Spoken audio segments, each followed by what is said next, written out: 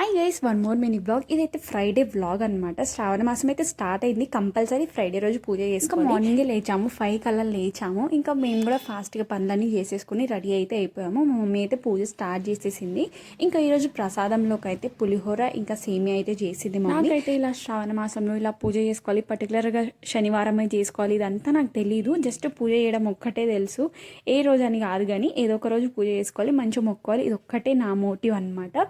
ఇంకా పూజ అయితే మంచిగా కంప్లీట్ అయిపోయింది. మొక్కేసుకొని ఇంకా తినడం ఒక్కటే మిగిలింది అన్నమాట. పూజ కంప్లీట్ అయ్యేసరికి దగ్గర మాకు 1 hour అయితే పట్టింది. ఇంకా దాని తర్వాత మంచిగా కాళ్ళకైతే పసుపు పెట్టుకున్నాము. నేను యూట్యూబ్ ఛానల్ పెట్టినప్పటి నుంచి యూట్యూబ్ అయితే కొంచెం రెగ్యులర్గా చూస్తున్నా కాబట్టి నాకు ఈ శ్రావణ మాసం, ఆషాఢ మాసం వీటి గురించి కొంచెం తెలుస్తుంది. ఈ పర్టికులర్ టైంలో ఇలా పూజ చేయాలని చెప్పేసి ఐ థింక్ యూట్యూబ్ పెట్టడం ఒక రకంగా మంచిదే అనుకుంటా. నాకు ఇలా హెల్ప్ అవుతుందని అనుకుంటున్నా. ప్రసాదం తినేసి ఇంకా కాలేజ్కి స్టార్ట్ అవ్వడమే. ఇలాంటి విషయాలు ఏదన్నా సరే let me know in the comments. ఇదే అనమాట blog. Do follow for more. Bye guys, stay tuned for next video.